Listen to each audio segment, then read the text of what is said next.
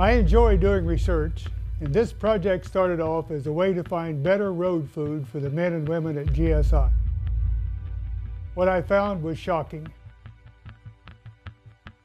What we found was that our road food, our standard American diet, our fast food and junk food, processed foods and drinks, create a state of chronic inflammation in our bodies.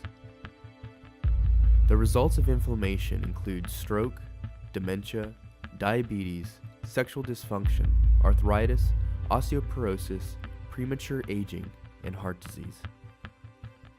Inflammatory foods include sugar, pastries, sodas, fried foods, dairy, refined flour, and processed and packaged meats. Where do they go? Everywhere, and they don't go away. Our mission is clear. We are the first generation in the history of man to have this knowledge. Our mission is to transform this knowledge into a new understanding that the foods we eat today, the choices we make in life, have far-reaching consequences for ourselves and our children for the rest of our lives. Looking back, now that I know what I know, we probably didn't eat the best. And you have to ask yourself, if everybody in GSI is a brother, sister, daughter, son, what would you do? What would you say to improve their life?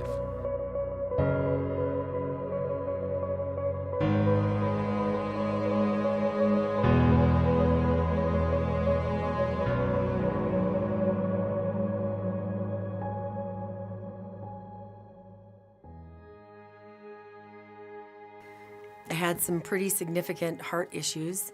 Actually, in July, Mayo Clinic told me that I had a 95% chance of having a significant cardiac event in the next year. I was very foggy-headed. I had a hard time focusing. I didn't have a lot of energy. It's funny because my wife, she pulled a picture out one day and was like, "You remember this?" And I'm like, "Who is that?" And she was like, "That's you." And I'm like, "You're kidding me, right?" And I had a belly, I had a gut. I was like skinny fat, you know, and and it was an eye opener, you know. And coming from what that was to now is you know, you wouldn't even know who I was when I was back in the day, you know. So seeing that, I was like, wow, this is crazy.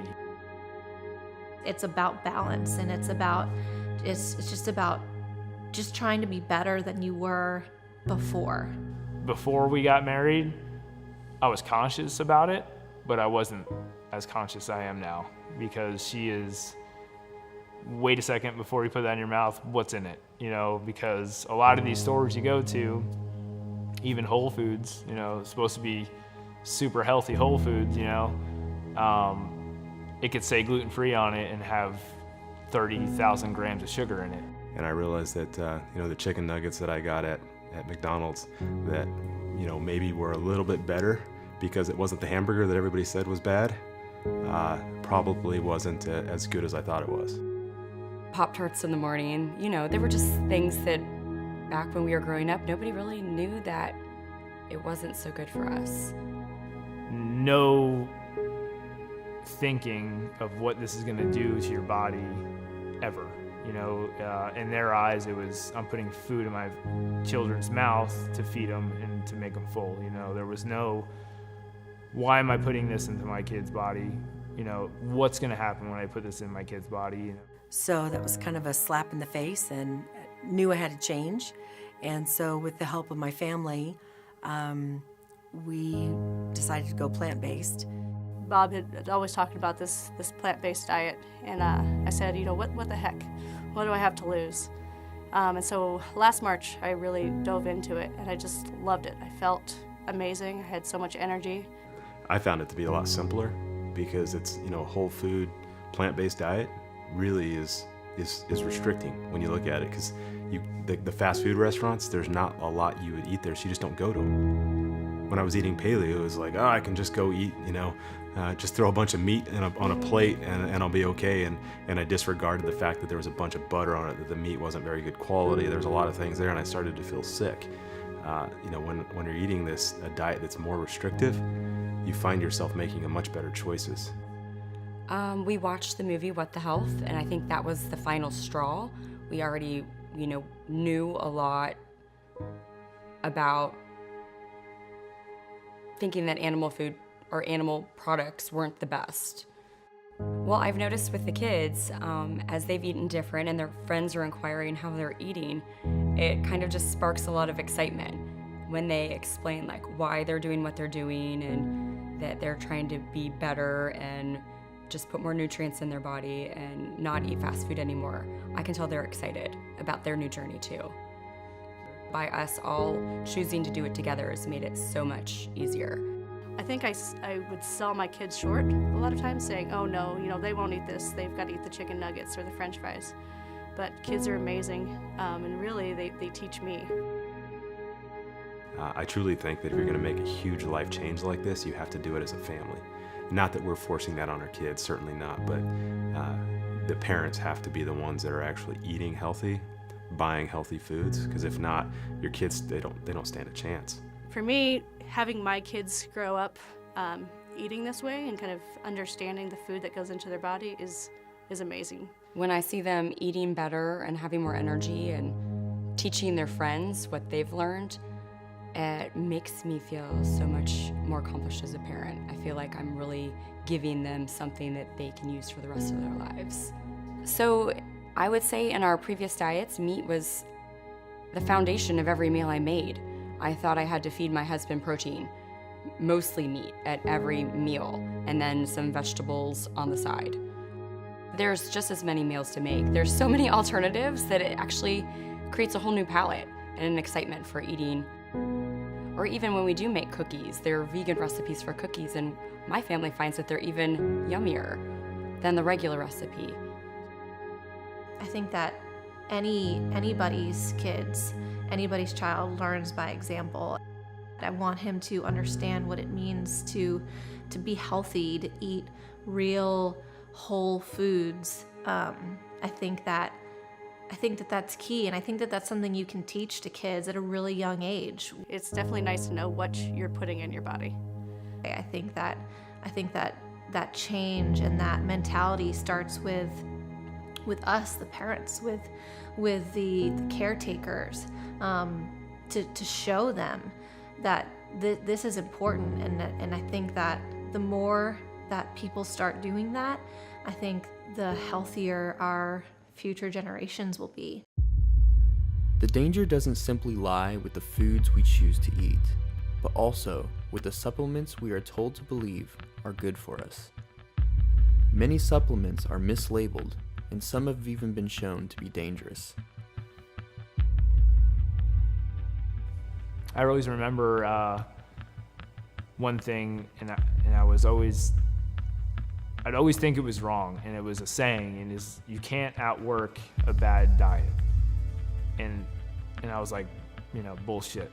I could do that, right? I could go to the gym for 5 hours and I could go out and eat McDonald's. I'll be straight, I'll be fine.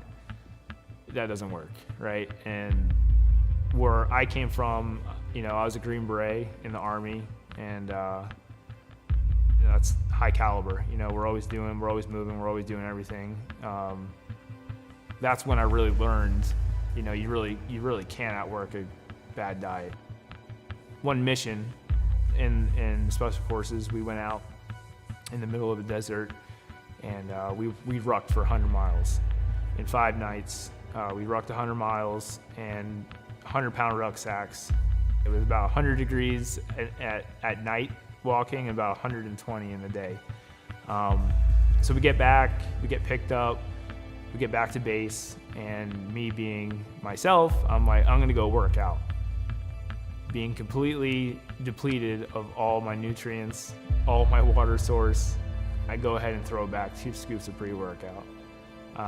Halfway to the gym, I start having AFib. I go into AFib. My heart rate was about 190 beats per minute, and it wouldn't stop. Me completely arrested. It was 190, completely arrested. So my medic pulls me across, throws an IV in me, and sees what's going on. Hey, you're in AFib when you're going to the hospital from this. I'm like, what the hell, man? Like, I take this every day, everything should be fine.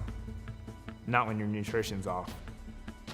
I was addicted to caffeine, you know, and a lot of us are, you know, and don't really realize it until you're off of it. I decided I'm cutting it out, right? I could get through this. I'll be depressed, you know, and, you know, my lifting will go away, my Metcons, my metabolic conditioning is gonna go down, but I'm just gonna have to get through it, you know. It took a long time, about a year, until I came back and, you know, back to working out and being happy with what I was doing. But that just goes to show you, like, I was healthy. I was super healthy. I'm a Green Beret, you know, like one of the hardest things you could do in the Army. I played for Team USA, and I'm in the local area, one of the, you know, top ranked CrossFitters in the area, and caffeine's taking me down, you know, and I really laughed about it, but deep down inside I was like, this is insane. Like, I don't do anything. I don't drink. I don't do any drugs. I don't even take aspirin when I, you know, have a headache. And caffeine's taking me down, you know, like, how blind am I to not realize that I was addicted to this caffeine? So after that whole issue I had with drinking Red Bulls, and I was in the hospital multiple times, it really opened my eyes about supplements in general. I think I was a victim of marketing like everybody else is, and I think I maybe thought I was doing the right thing for myself, and in hindsight was actually probably doing, you know, more damage than good. And then I look at some of the other supplements that are out there, and there are a lot of them out there that are being pushed as though that's what a lot of professional athletes are taking. They're being pushed as though that's what a lot of Olympic athletes are taking. And but if you're in that world, you realize that they're not taking them. I've been around a lot of guys, and I haven't seen them take pre-workout before. But if I go into just your regular Globo gym, you see everybody talk about taking pre-workout. I got into competing in CrossFit, and enough that I actually had a coach, and I aspired to compete in the CrossFit Games. I was sponsored by a supplement company, and all that meant was I got free supplements, which you know, if you're spending hundreds of dollars every month and now all of a sudden you're getting them for free, that was a great benefit. I immediately had trouble sleeping, you know, so there was obviously issues with how my body was responding to taking some of those, and there were a lot of things in those supplements that I didn't even know what they were. I was just taking them because they told me to take them. It was going to benefit their company for me to represent that, not because it was in the best interest of me. I was very anxious all the time, you know, and I just didn't have a clear head. Whatever I did, I didn't have a clear head. And then, you know, the other side of that, now a year, 2 years later, it's like night and day, you know, like clear head. I don't ever have anxiety, you know, and I think that's one of the biggest things of the military by itself is that anxiety. You know, we stay up on caffeine, like that is our job, you know, and it's clear, like everything's clear now. So I quickly, once I realized that I was having trouble sleeping, things were happening to my body that I wasn't used to, I quit taking them, and I started feeling better. I get asked all the time, actually, even to this day. I'll be at the ballpark with my kids, and one of the other fathers will come up to me and say, hey, is there a good powder or something I can get my kid to make them perform a little bit better? And you see, I saw it when I was at the Air Force Academy coaching there. I see it when I'm out in the field with the guys, and everybody's looking for a little bit of a shortcut. You know, what can I do that it's as simple as just going to one of these GNC type places, buying something, and now all of a sudden they're going to perform better and they're going to feel better. I don't believe that there's a magic drug out there like that. You know, just because it's approved by the FDA doesn't mean it's okay. You know, it doesn't mean that I could have unlimited amounts of this, right? Having a cup of coffee is a different caffeine than having a Red Bull. So I looked at this, and I've told everybody that me eating vegan has been an experiment, and I'm just going to see what comes of it. And you know, somebody said, well, we'll say goodbye to all your muscle mass, you know, because those days are over. And it hasn't. I can tell you that I haven't. If anything, I've increased my strength being on this diet, which is kind of amazing if you're somebody who says, well, how do you get your protein? How do you maintain your muscle if you're not eating any meat and you're not supplementing all of that protein? And it's because I'm getting it from natural foods. I only could go off of my own accounts. about everything, you know, about the sugar, about the caffeine, about all this. I will tell you though, is I pushed myself through everything. You know, I didn't get my Green Beret by, you know, walking through the woods once, you know, or not sleeping for 4 days, or getting tortured and beat. You know, we've pushed ourselves. So if you're gonna see anybody who would actually know, you know, what these supplements can do or don't do, it would, you know, it would be us. You know, like really take it from us that, yeah, I've been there. You know, I pushed myself and I didn't need it. I could have probably done way better without it. So I think anything can happen with a small change. I think that if you feel like you're not where you want to be, or who you want to be, or doing what you want to do, I think that the first thing to do is something. We're thinking about what's good for us, what's healthy for us, what's going to make us the best people we can be, mind, body, and soul. And instead of going to the gym or even going for a walk, just adjust your diet a little bit is life-changing. Being different is what allows for evolution, or allows for growth, allows for success. It's the same thing we're going after at GSI, is that, and something we're very proud of, is that we are different. And we want everybody in GSI to understand that it's okay to be different. Different is great. And that's what we really want you to take from this video, is that to be great, you need to actually have the courage and the discipline to be different. And if you do that, you'll actually create a life that you're really proud of. What's different for me is that I've taken control of my life. It's not so much that it's different, it's just better. I think what's important is keeping the foundation of what GSI was founded on. And what it was founded on was, we're a family and we truly care about each other. Now, when you care about your family members, you care about what they eat, you care about how they live, you care about if they're growing spiritually, mentally, and physically. And those are the three things that we focus on with our GSI family. And it's important that we do that. If you feel like you're not as healthy as you could be right now, it doesn't mean you have to, you know, go through the roof and go crazy and change all these things about your life all at once. I think that's actually unrealistic. I don't think that a lot of people can do that. It takes time, and I think that even though it does take time, I think it's worth it. And I think that when you do start to make those small changes, you start to realize how worth it really is.